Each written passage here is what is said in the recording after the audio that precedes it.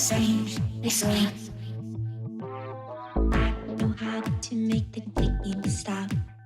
I know how to make the vocal chops. I know how to make your ears pop. I know how to make the clicking stop. I know how to make some vocal chops. I know how to make your ears pop. I know how to make the bass drop. Bass drop. Bass drop. Okay, drop now.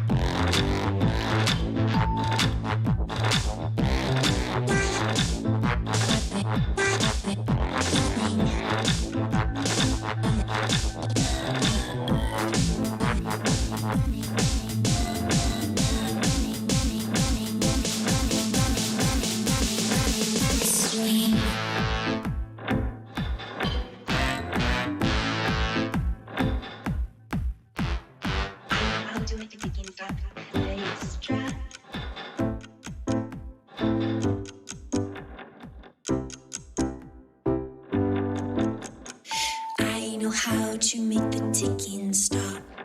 I know how to make the vocal chops. I know how to make your ears pop. I know how to make the ticking stop. I know how to make the vocal chops. I know how to make your ears pop. I know how to make the bass drop.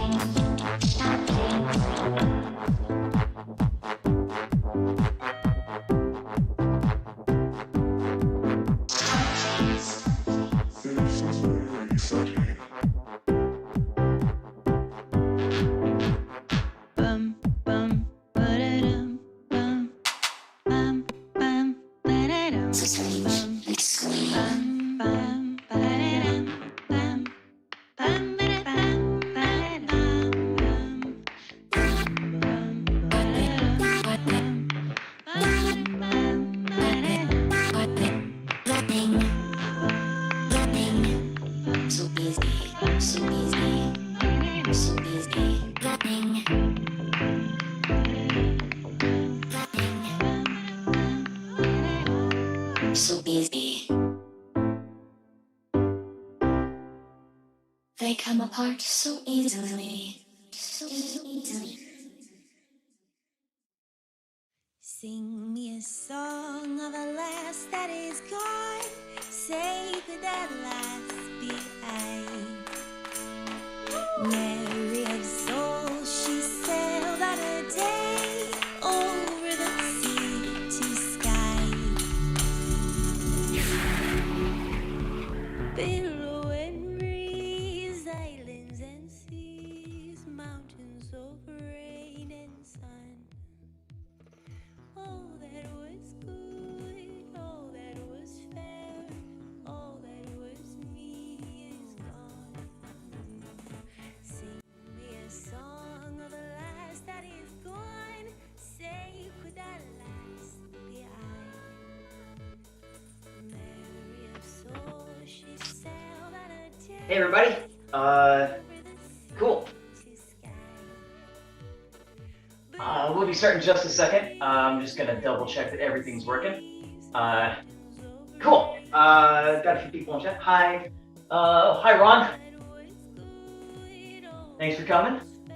Cool. Um, yep. So I got all my studio equipment down there where you can't see it. It's a ninja move. Cool. So we're actually going to spend the first couple minutes here. I'll give a brief introduction. If you want to kind of just loosen up as you do this, as you listen, that is what you were doing. Go ahead. You can just kind of wiggle around. I'll lead a brief warm up in just a few minutes. But it sometimes takes people a few minutes to feed in from wherever, or time zones, or internets are slow, whatever. So we're going to give a few minutes for them to do that. And in the meantime, I am going to kind of tell you a little bit about me and what you're going to be learning today, and kind of what this series is all about. So this is my movement performance series. That is a very generic term. But the reason for that is I come to this from a very interesting background. So for those of you who don't know, and because it's on the titles of everything around here, my name is Jonathan Lowry. Excuse me. Uh, I am primarily a movement artist. I started in classical theater. That quickly, because of who I learned from, Dr. Lou Campbell, evolved. I don't know what I tried to say there. Into Commedia dell'arte and mime, and that's kind of where I stuck for a lot of years. But I didn't like the stereotype of mime, and I didn't like just sticking with the very stereotypical style of it. So I moved up to Western New York, where I still am, and I worked with Push Physical Theater for many years, about 10. And I've left them in 2018. Now I'm an independent performer and director. And I was also an athlete through all of that. I was a runner, a soccer player, and I've taken up parkour in the last few years. So I've coached parkour for about 6 years at a gym local to Rochester, New York, which is it's a fun gym. But that has all kind of informed the sort of cinematic style, the actiony style of mime that I do.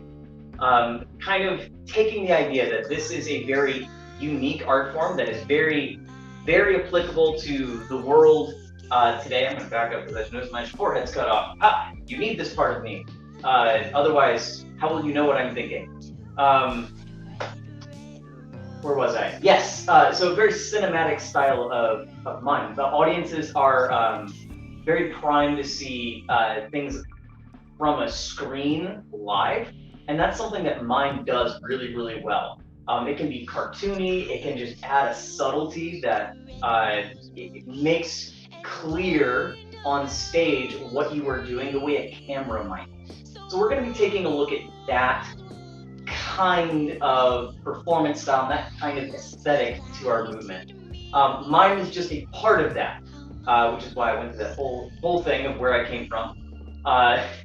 So mime is just a part of it. It's kind of foundational for me, but I just want to put that out there that this is something for you to take and maybe incorporate however you feel would be interesting in your practice, your art. I hope it would be very useful, particularly now when everyone is on a screen and everyone's watching screens. I feel like this is a very, very important set of skills when you have to be very aware of how to look at yourself from the outside and be honest. Okay, so that's a good 4-minute intro. So if you were here through all that, awesome job.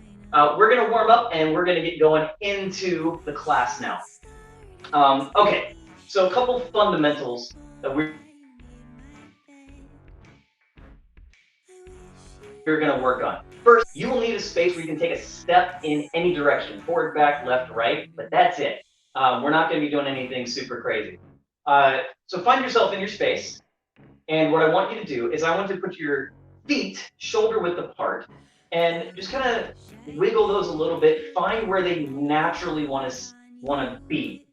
You don't want them to twist it out, and you don't want them twisted in. So if your natural inclination is there, see if you can kind of maybe rock, find a nice relaxed position here under your shoulders, nice and stable.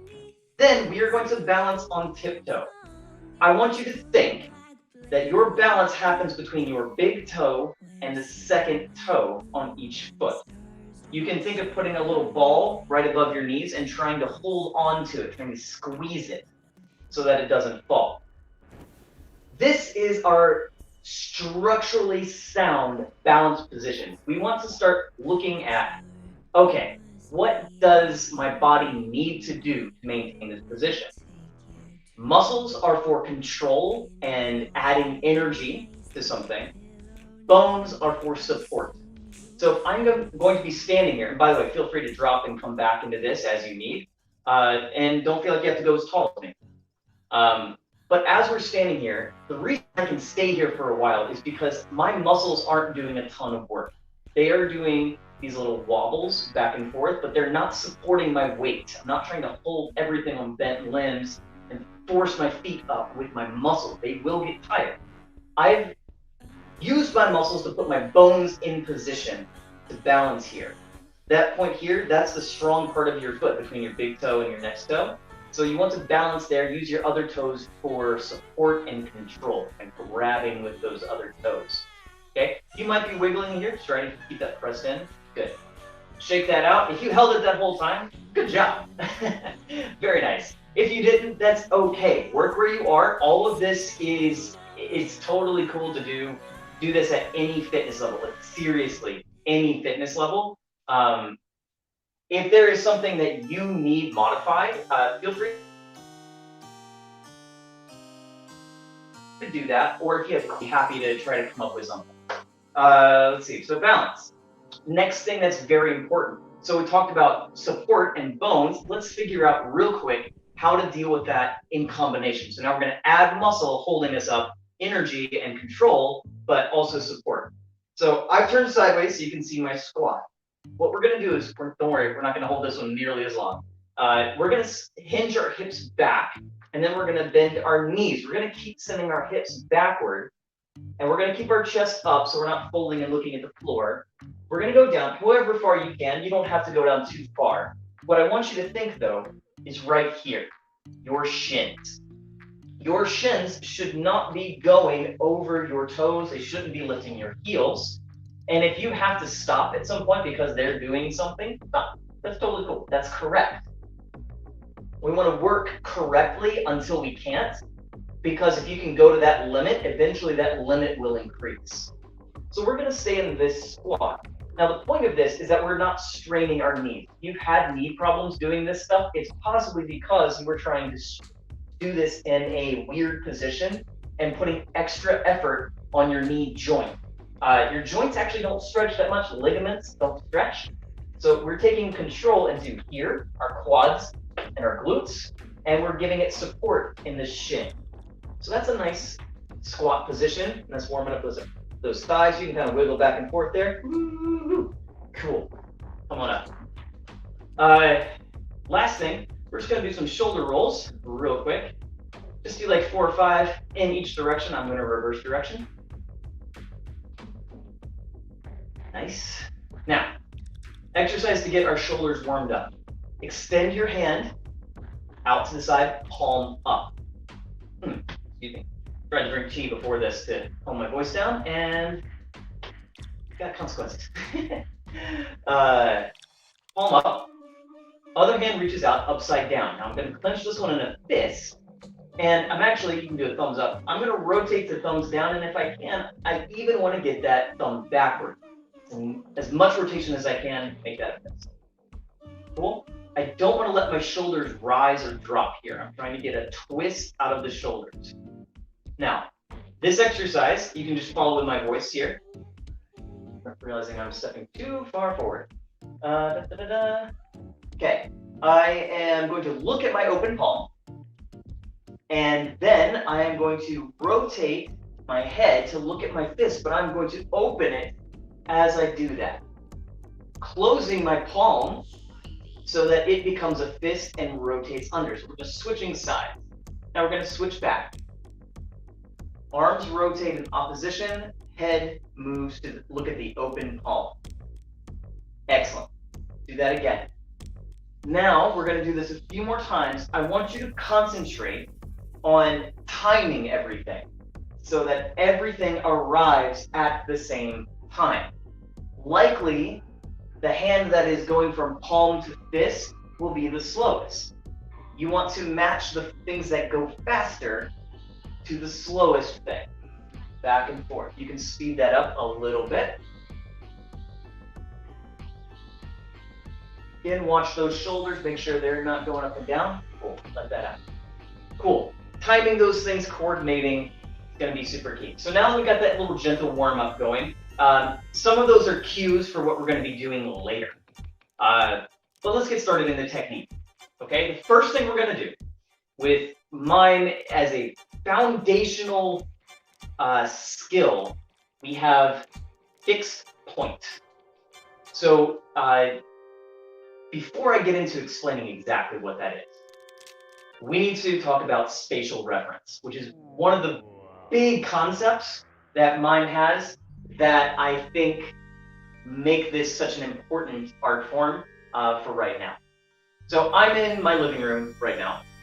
My living room is a three-dimensional space. My living room is a space that has a vertical axis, a z-axis, a y-axis, forward and backward, and x-axis, side to side. Okay, it's got 3 dimensions of space.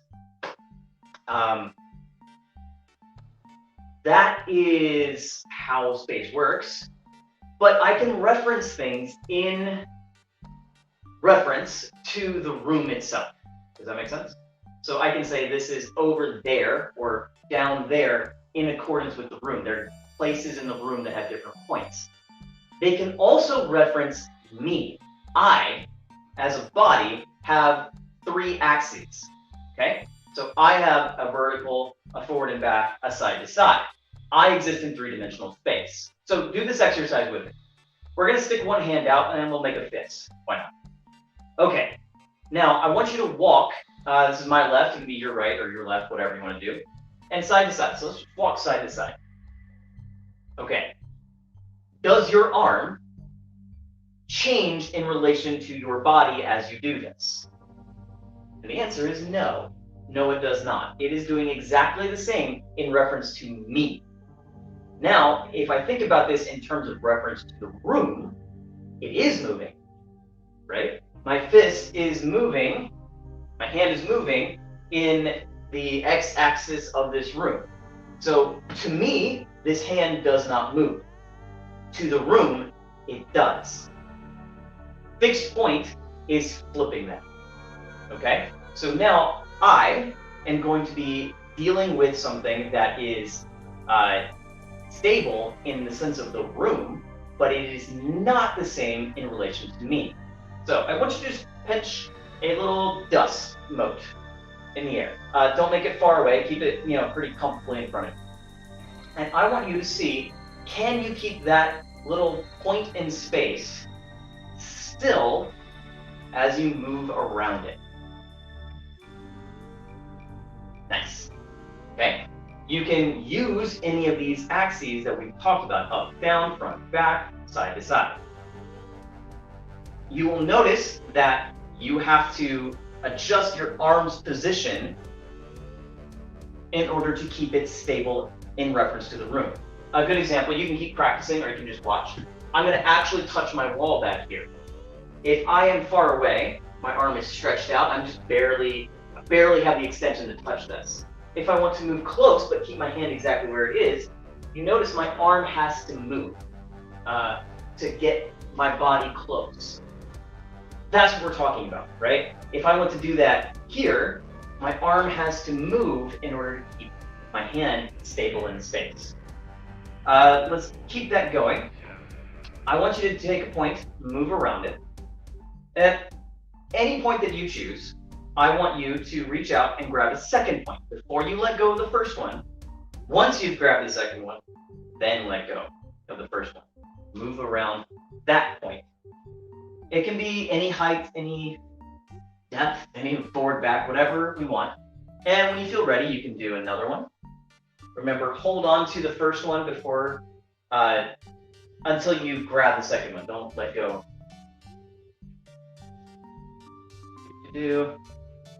Always be touching at least one, sometimes two. This is an exercise if you want to get good at this. you will spend hours doing this in your room, possibly when no one's watching, possibly not. Who knows? Okay, we're gonna expand on that, and then I'm gonna take a little break and check on the chat in a second. So if you have any questions about this, start typing them in. So we've got points, dust motes. We're gonna get the big elephant in the room out of the way.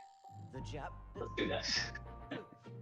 Okay. I'm continuing doing this. I'm actually gonna adjust my camera up a little bit. Hi guys, I'm up close and personal. Okay. No amount of preparation can prepare you for where you actually stand when you're doing this. Okay, so let's get this out of the way. Hand is flat. Very quickly, we're going to bring this back at the end. Your hand takes the shape of whatever you're touching. So if it's a flat wall, flat hand. I'm going to talk, I mentioned this, let's talk about our zone of control. It's about from your eyes to the inside of your shoulders, down to about the middle of your sternum here. Maybe a little bit lower or broader, depending on your build, shoulders in particular. Mine's about here. That's comfortable. Should feel comfortable. That's a good way to know if you're inside or outside of your zone of control. We want to keep this here. Start with one hand. So now my point has expanded into a plane. Bringing your physics class back. Okay. Hand stays the same. In reference to the room, we try to keep it in one spot. Up and down. Forward and back. You will notice you don't have as much range of motion because you don't have your wrist available in the same way. So this is an important thing we're going to notice. Sometimes positions will limit your ability. Switch to your other hand. Flat. Let go of the first one. Moving around. Awesome, awesome, awesome. Give that a few tries. Up and down. Whatever you want. This is about exploration, kind of figuring out what your body is doing in this situation. Cool. Amp it up. 2. Now, we have now invited another concept into our world, which is relative space between fixed points. My wall does not stay a wall if I'm doing this. We'll get into like object rules in a little bit, but now we have a static distance here.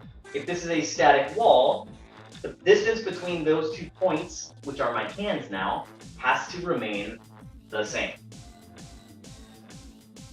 Okay, give that a try. You can switch how those work. You'll notice you have even less range of motion unless you let go, put your hand in another position, and move that around. You can kind of find some extra mobility if you can do that. Always one at a time. I'll get preview of object rules. If you let it go, I can walk right through it. Gone. But the moment you put something up there again, get back. Okay, check that out. If you have any questions, in the chat. Uh-oh, got some stream problems.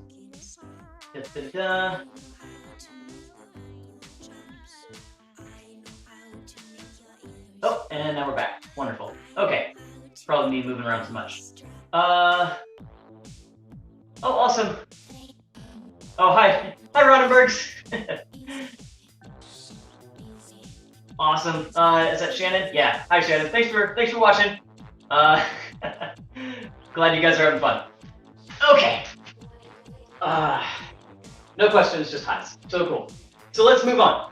Let's see. What did I have next for the wall? Oh, that was it for that. Okay. We're gonna come back to that principle that fixed point, as almost like 3D points. But we're gonna come back to the fixed point in just a little bit. What we're going to do now is we're going to give our brains a little break from all of this sort of spatial awareness, and we're going to bring it into our hands. So the one thing that I will say is that if you are coming at this from a dance background, many of you aren't, but that's okay. Dancers tend to think in lines, right? How long are my lines? My spine is in line. I can move in these sweeps and lines and shapes. Your hands become part of that line. Classical ballet, I know modern dance has gotten away from this a little bit, but classical dance makes the hand just a longer bit of the arm. Mime doesn't do that, partly because of some basic human concepts. If you ever ask a small child to draw a person, okay, this is a great way of figuring out what is important to humans and what their brains are doing. They will draw you a picture of a gigantic head with a gigantic face, and they will draw a little tiny little stick body that's just like for the body and the arms. They might draw feet. They might make feet are probably just going to be another line, but then the hands will also be huge. There are a couple reasons for this. One is if you're a small child, you see this a lot. People looking at you and reaching their hands toward you. So those are important. Those seem bigger to you because they're always coming at you. The second, and when they get a little bit bigger and more able to draw, the kids realize that these are the cueing bits of the human. You need to know the facial expression in order to know what someone's feeling. And their hands can tell you a lot about what's going on. You know, this is power. This is something's going to happen. This is less powerful. This is even less powerful. Like people, there's a certain understanding of hands. Italians could tell you this. They talk with their hands. Gestures are a big thing. It's time to go. I can't hear you. Can you say that again? I can't see. Can you see what I'm seeing? Right? Gestures are important. Hands are part of that. So, mimes took a look at this, and they actually robbed from sculptors, statue sculptors. That was a big, big thing when they were inventing modern mime techniques in the 60s and 70s, is they were just stealing as much as they could from statue sculptors. Fun history tidbit. So, let's talk about hands. Let's get a little bit of articulation. Where do I want to start? Yeah, let's start here. Let's start with this. Like, what? What is going on? Don't worry. It's got pieces. Pieces are easy. This will be muscularly difficult. We won't spend long on this. So we're going to get a little sideways karate chop here. We're going to put our hands. We're going to touch our wrist to our arm. We're going to touch our fingertips to our arm. Now this shape, like this curve, this mountain here, I actually don't want this high. Good cue. I've got a nice, easy way to tell. Back of your head, it should be about that shape. So it shouldn't be too high. Okay. I have a little bit of a dorky pinky here. Your fingers' mileage may vary as well. You are trying to create this nice, smooth shape. About there. Cool. We're just using this karate chop arm as a reference. We'll get rid of it in a minute. So this is our shell hand, okay? Kind of like an upside down shell. Now what we're gonna do is we're just gonna attach a string to our knuckles. We're gonna leave fixed point our wrists and our fingertips where they are. That's why we have this for reference. And I'm gonna just pull my knuckles down. I'm gonna try to touch my forearm. I might not make it. That's totally fine. And you'll notice I have a dorky finger here. I want to try to get that to continue the same arc here. So you should have this really hard to hold claw hand. See that? Hopefully I got that in range. Cool. Okay. Claw hand. Not going to hold it here. Now you want to take everything, keep those knuckles pulled down, this wrist where it is, and we're just going to lift those fingertips out there. So that out. Shell hand. Claw, pull those knuckles down. Daisy. I don't remember exactly why they're called that. Marcel Marceau invented these, and he was inventing them, so he got to call them what he wanted. Then you just do it again. Shell, put your fingers back down. Boom. Claw, daisy. Shell, claw, daisy. It's easier with practice. You can take away your karate chop arm. Shell, claw, daisy. Go faster. Claw, daisy. Shell, claw, daisy. Faster. Shell, claw, daisy. Shell, daisy. And if you can take out the stops, which is not easy, you have a wave hand. So now your hand is expressing something. We've got some mobility here that we may not have thought we had before. You will notice as I let this go, I can either do it with my wrist stable, but I can also let my arm get into it by letting my wrist go up and down. It's the same idea as if you're kind of following the motion. It's fairly natural. If you have trouble, just go back to this and kind of let that grow. And if this is like, oh, it's going, go back to just the hand. And then your wrist will get tired of staying there, and you just follow that wrist as it goes up. You can do that at the same time with two hands. Oh, once feel free to switch hands, by the way. Shell, claw, daisy, shell, claw, daisy. You can do that together, and it looks kind of fun. You can do them in opposition. So I'm going to do shell on one hand, daisy on the other. Now I just drop them, the wrist movement that we did, right? So now my wrists are going up and down. Shell and daisy. Now we go claw, meet in the middle, shell and daisy, right? This one is a bit weird. We have this sort of valley, but it's really shell. It's just two shells, like the daisy hand is coming with the shell as this is going through the claw. You get this like nice arm wave to it. Want to go to the rave? Down. You can do a couple different things, interlocking your fingers to make that more of a thing. Maybe easier, maybe harder, depends on how your brain works, how your body likes this sort of input. And then you just make that further and further out, touching, and then not touching, once you get really good at orienting that. Also, the thing to watch for is bring that forward, so, hey, I can see it. Oh yeah, right. Wrong plane. Again, we're back to referencing the room, not just me. It's sideways to my eyes. Oh, right, but my eyes are looking down. That'll come later. We're going to talk about object work in just a bit. Shake out those hands. Again, any questions, feel free to say hi or to just throw those in there. Cool. I'm going to take some water. Take a water break. Because I'm talking. How are we doing on time? Perfect. Okay. One more thing with the hands. Not going to be nearly as rough on your wrists, so it's okay. And also, I apologize, if you play piano, you will be bored. But for everyone who doesn't, open hands, thumb, bolt end, finger, finger, finger, finger. Got a fist. Keep going, starting with the next closest finger, finger, finger, finger, finger, thumb. Cool. Reverse it. Thumb, finger, finger, finger, finger, finger, finger, finger, finger, thumb. Okay? Try to speed that up a little bit. Thumb, finger, finger, finger, finger, finger, finger, finger, finger, thumb. Okay? Reverse. Thumb, finger, finger, finger, finger, finger, finger, finger, thumb. You may get tangled up. You may try to do something like, it's okay. This is all a nerve exercise. There's nothing wrong with your hand. If you've never done this before, this is going to be a new bit of information for your brain to figure out. I've never had to use my fingers separately. Why? It's like trying to move your ring finger or your pinky finger without moving all of your hand. You can try that too. Try to just move just your ring finger. I'm not perfect at it. Or just your pinky. Just your index, a little bit easier. Pointer finger, easier.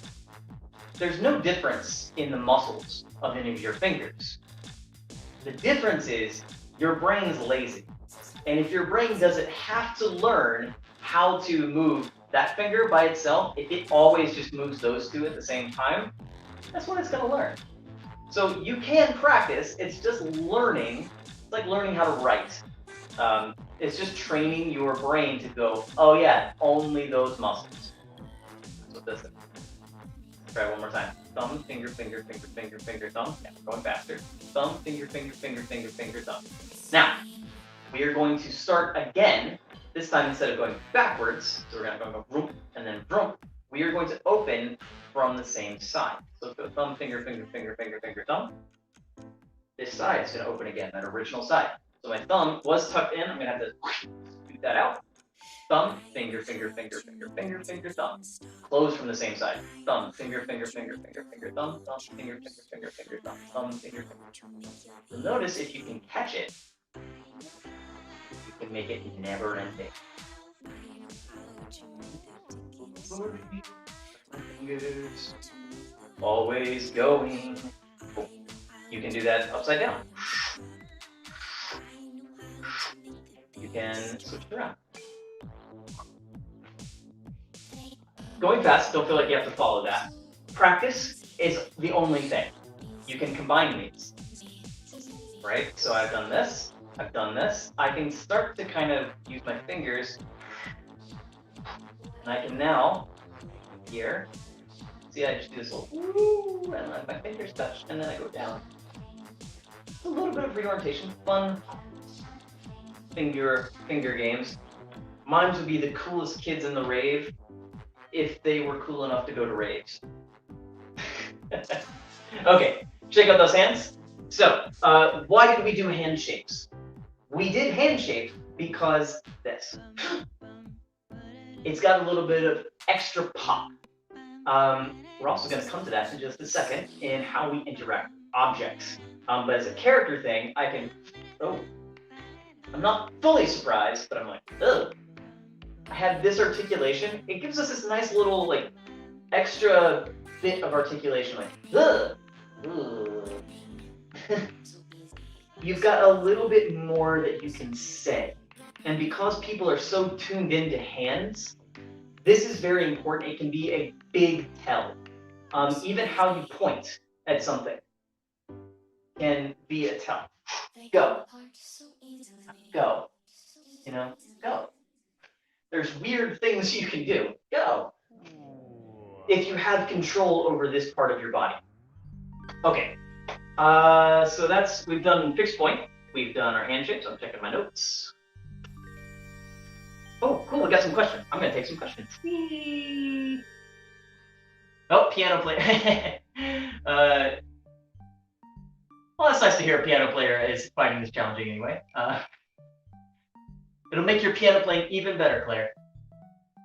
Let's see. Ron says my left non-dominant hand much worse than my right. Assume we should work the harder hand more to balance them out. Okay, should you work your non-dominant hand harder? Maybe. Maybe. There is varying research on how the brain deals with dominant and non-dominant things. I mean, I guess yes.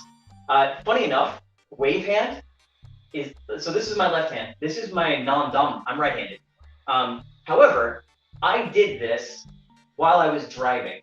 So I grew up in the South, so driving had lots of windows down.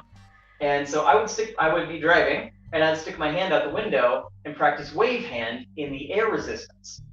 So my left hand, this is easy. I can do this for forever because I practiced with, every time I drove in the summer, I would drive like this. This hand, it can do it in that particular direction, but it's much harder. I have to think about it. You kind of notice I'm kind of glitching all around on it. This way's easy, but that, super hard. So yeah, maybe practice can help with that. Sometimes it's just feedback.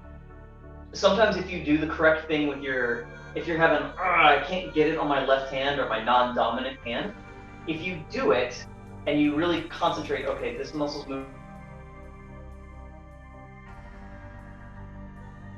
moving, that's stretching, all of those little details, being tuned into it, and then doing your non-dominant, that can sometimes help cue your brain to like, that's what's happening. I just need to duplicate that.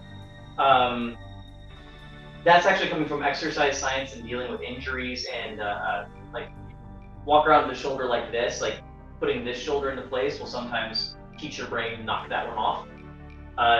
That's a whole other subject than what we're doing right now, but it's also very fascinating, but I'm not the most qualified person to talk about it.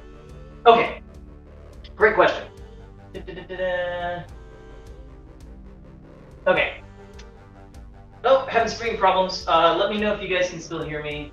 Not really sure why. I think I don't think I've streamed on a Saturday before, so it's entirely possible that everyone is watching movies on the internet. I don't know. Okay, so we're gonna go back to object work. That's gonna kind of finish up our work today. So we did the wall, and I talked a little bit about how this hand shape tells us what we're contacting.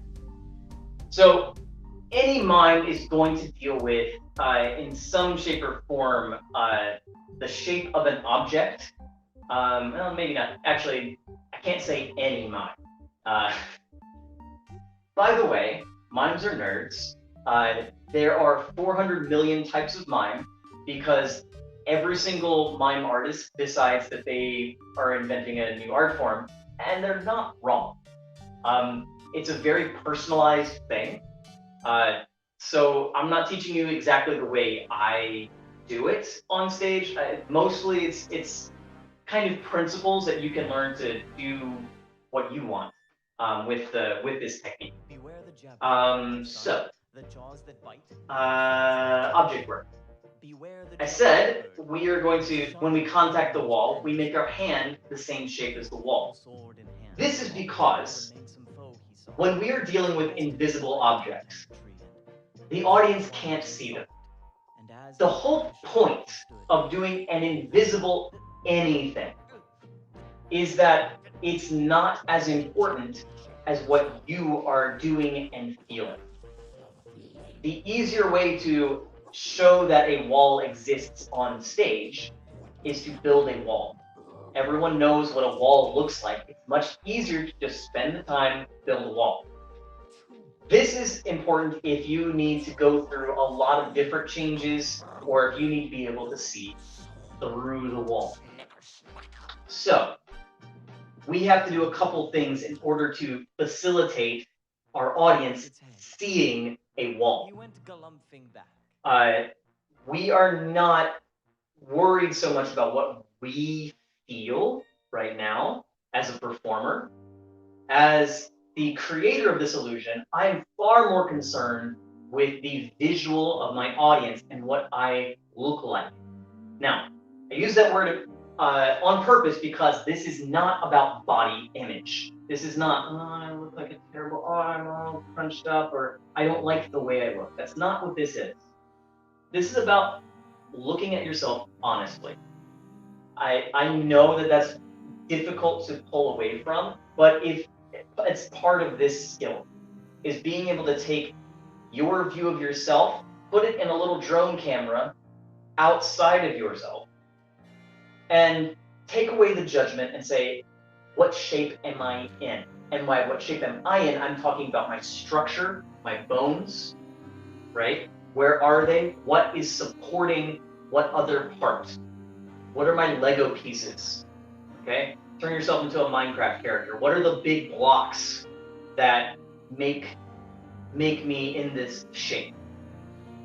I'm not worried about why those blocks are there or what they are. I'm worried about what order they're in and what configuration.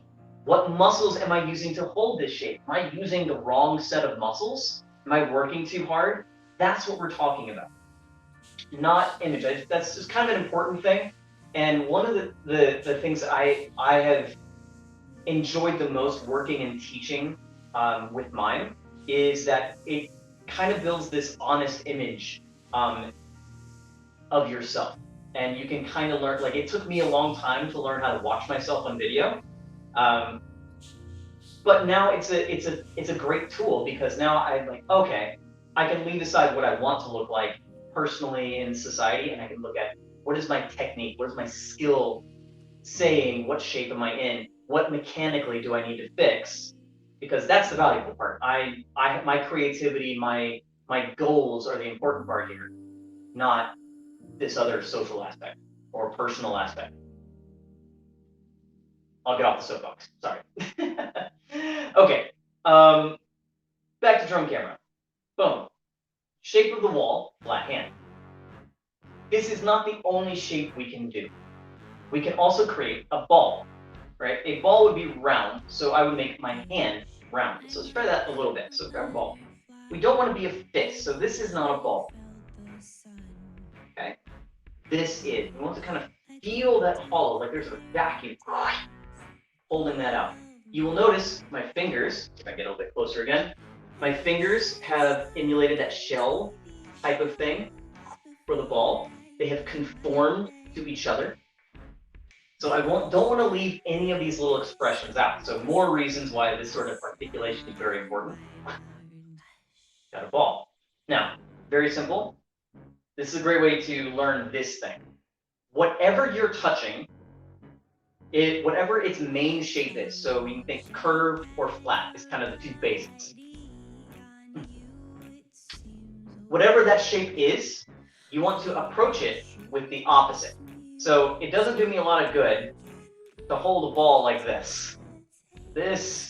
No one knows where my ball ends up begins. And this is where we're starting to get that camera from the outside and think, this is not about what I feel, this is about what the mechanics look like. So I reach in, there's no way there's a ball in this hand. We're going to contact the ball, so that's our fixed point. We can kind of touch it right there, the palm of our hand, then wrap around it. Now, if I do this, I've got two hands on the ball, it means I can let go with the other hand. Put it back. Flat, wrap. Always unwrap before you let go. Just stretch the ball out. You can do lots of funny things with Mime. It's great because once you are good at identifying this is what it is, you can start screwing with it. Okay, so that's a ball. Flat to curve, flat to curve. There's all this little fun stuff you can do twisting it. I'm not going to get into that today, but know that there's more you can do. Let's go back to the wall. We're going to take this as an opportunity, and we're going to come back to the ball later. We're going to come back to how to approach an object. We're going to use the wall because it's simple, even more simple than the ball. So what we're going to do, remember that zone of control. Right about here. We are going to give it a counterpoint. So if I'm going to go towards it, I'm going to go away from it first. Counterpoint is a great way of being very, very clear where you're going. One of the big dangers and one of the reasons stereotypes of mime are so bad is because people can't track what the mime is about to do. Or, in a perverse fashion, it's done too much. They counterpoint, and they see it too much. This technique is meant to evaporate and be invisible. So I'm going to counterpoint a little bit. I give that little bit of I start away and then I go towards.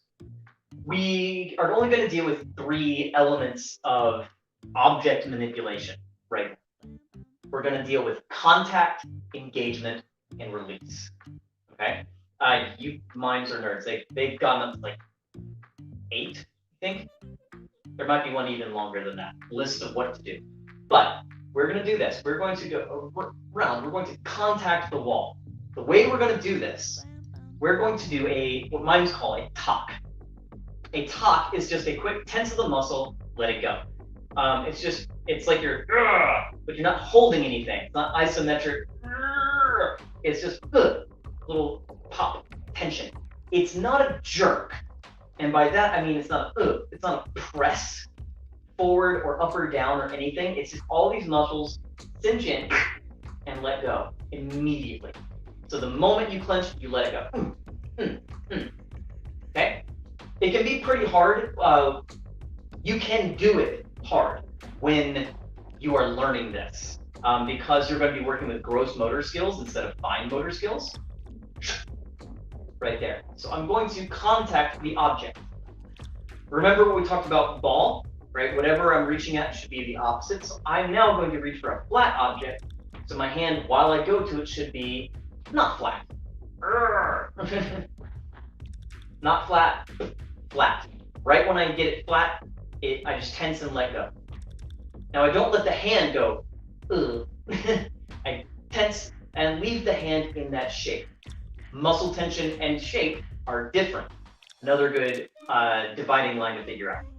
Boom, right there. Okay? Release. Well, sorry, that's contact.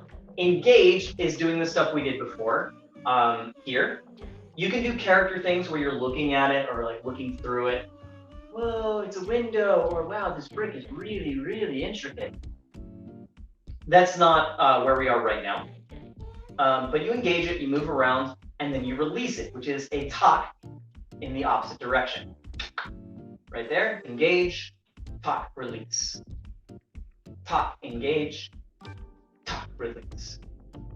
Contact, engage, talk, release. Contact, engage, release. Okay? If you have to remember any of those things, if you can't remember 3, remember 1. Release. Let go of the object. The worst, this is amazing. He's so good at illusions. He's so good at illusions. And now what was that? I just carried it with me. If you don't let go, if you have sold that this is a real thing, then at some point you need to let it go. What happens to that ball? Right? You need to let it go. You need to show that it's gone. So it can't just be gone in your mind. It has to be gone to your audience's mind. And in an ideal world, we have it not there, there. What is it? It's a ball. And then, it's gone. So let's, I was me talking. Let me do that exercise real fast. Let's reach for that ball. So now we're going to use what we learned about going to the wall. Let's go for the ball. So flat counterpoint a little bit. Flat hand goes to it. Contact wraps around it. We're going to engage it. You can spin it around. You can pass it from hand to hand. Whatever you want to feel like. Cool. And we're going to put it down. Boom. And we're going to unwrap and let go. Do that again. Contact. Engage. Release. Cool. Do it with the other hand. Contact the ball. Engage it. Eat your apple. I don't know what it is. Release. Opposite every time. You can see they're kind of gentle. Just like that. The last thing I want to talk about, and then I'm going to open this up for some questions and maybe reviewing a few things if anyone wants. And I will check the chat in just a moment. So go ahead and I'm on a bit of a delay because it takes a moment for the video to get crunched and sent to you. So go ahead and start typing those questions so they show up. Last thing we're going to talk about in terms of object manipulation, your eyes. I'm actually going to get a little bit closer. Where's my angle here? There we go. Okay, so we're going to go back to our wall. Take a look at this. Contact, contact, looking through. Now, I'm going to do this again. Look at where my eyes are focused. Right there. Now, they're focused somewhere else. I'll do that again. Versus, it's subtle. Very, very subtle, but very, very important. If I am grabbing, let me grab a ball again. Grabbing a ball. If I'm not looking at this object, right? If I'm looking through it, there are subtle cues in the human body that tell others where you're looking. They are very hard to describe. They're very minute. It would be someone kind of like, I think it looks like whatever. A lot of it has to do with your eyes. Your eyes, if you've ever done, I'm gonna let this go. If you've ever done the finger trick where you focus on your finger and then take it down and everything behind it is doubled if you're focused in the same spot. Ever done that trick or like tried to follow it around? That's what we're after. You want to do that finger trick for the ball or the wall or whatever you're doing. You actually want to focus on that room reference fixed point. That's what you need to do in order to make this realistic. If you aren't looking at it in a believable way, your audience won't believe it either. You really have to pretend like there is an object there, not just, oh, this is a handshake. Where this gets complicated, this is called focus, by the way. Where this gets complicated is when you don't need to look at it all the time. You can kind of keep a mental focus on it, but it normally has to have, at some point, it has to have a visual focus in order to work in the first place. Like even these little casual things that I'm realizing this as I do it because I have performed this for going on 15 years now. So there's a lot of details that I just do. I loved this. I got really deep into it when I first started, and I practiced for 15 years, pretty much straight. So the little things when I glance at this, I'm not looking at my hand. I'm looking at a point about here. So there's little things that make these realistic. Cool. So let's take that. Let's do what have I done? Then wall and ball. Let's kind of take this all together. Let's put something together, and that'll finish up the class today. What we're going to do is we are going to grab a wall. We are going to grab a ball. You decide where you want these things. What we're going to do is we're going to do wall. We're going to hold on one hand. We're going to grab our ball with the other. And then we're going to put them all down and reverse it. Okay? So that's what we're going to do to finish this out. Kind of put this object together and think about the context of spatial, right? We're talking about we want the viewer to see me as part of this room's three-dimensional space. We want to be thinking of all these fixed point things where it is moving in relation to me, even though it's not in the other space. We want to think about those hand shapes where we are articulating the hands. There are lots of little details. If you rewind this or I want to ask questions about little hand details that I might be doing, feel free to ask that. And the different shapes and focus with the object work of contact, engage, and release. Okay, let's do this. Not a big deal, but it's a lot. It is a lot. Okay, a little bit. Counterpoint, hand, contact, talk. Engage the wall with two hands. Mess with that a little bit. Try to look along the wall. How far does it go? How far does it go? There's lots of little goofy things you can do, looking around the corners, looking over the top of walls. That will be for another class. These are the basics. Cool. Now, we're going to realize there is a table with a ball on it, whichever side. Mine's going to be on this side. Oh. Going to let go of that wall with one hand. We're not going to let that wall disappear. We're going to keep that fixed point going, even though we're not looking at it. We're going to grab that ball, a little bit of counterpoint. Flat hand goes in, wraps around the ball, pulls it up. We're going to engage the ball and the wall at the same time. This is kind of a funny thing. I've got an external fixed point. I've got one that's in relation to me. You can play a little bit. Boink, boink. Bounce it up a little. Kind of fun. Again, probably more than what we did in this class. So put that ball down. Boom. Release. Hand back on the wall. It's time to go. Let it go one hand at a time. Boom. Very nice. Cool. I see a few things coming in on the chat. I will check that real quick, and I'll be back up. Just a moment. Hi. Oh, there's some people saying hi. All right. Well, thank you. Cool. Okay. Excellent. So thank you guys. This is going to be kind of the end of this class. If you are interested in learning more, I am going to be doing some more series on this. I have a couple different series planned on character development, more advanced mime techniques, where we're kind of using this as a base class to move on into other stuff. So I will assume that you have at least familiarized yourself with fixed point, contact, engage, release, all this kind of stuff, hand gestures, and we'll move on to doing more complicated things.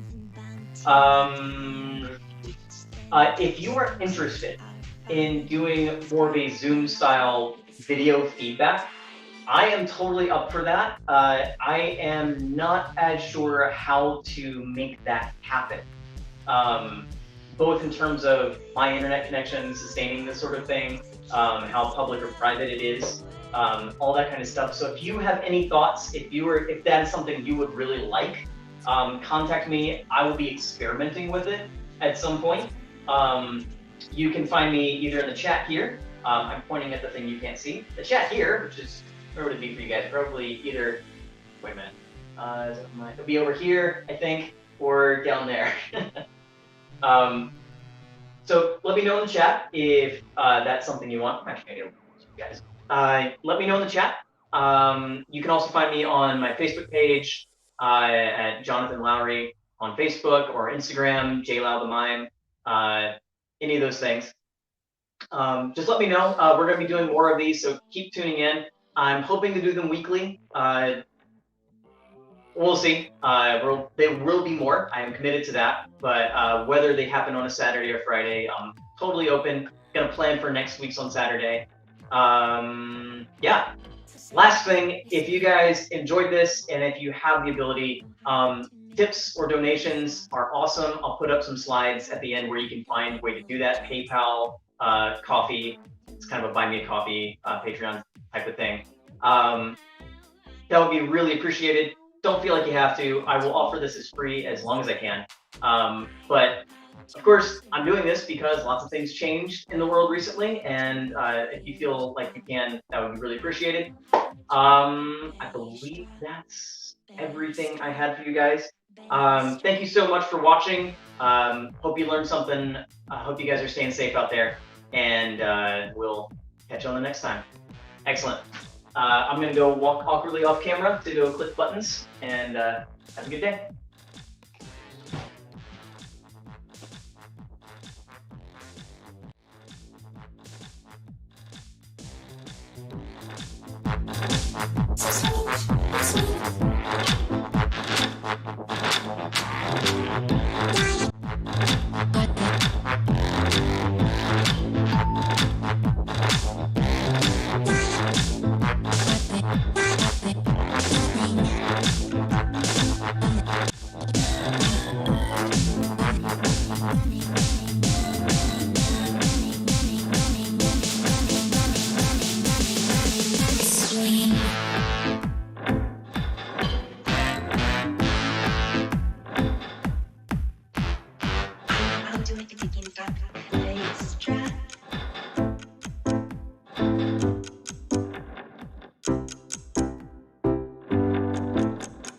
I know how to make the ticking stop.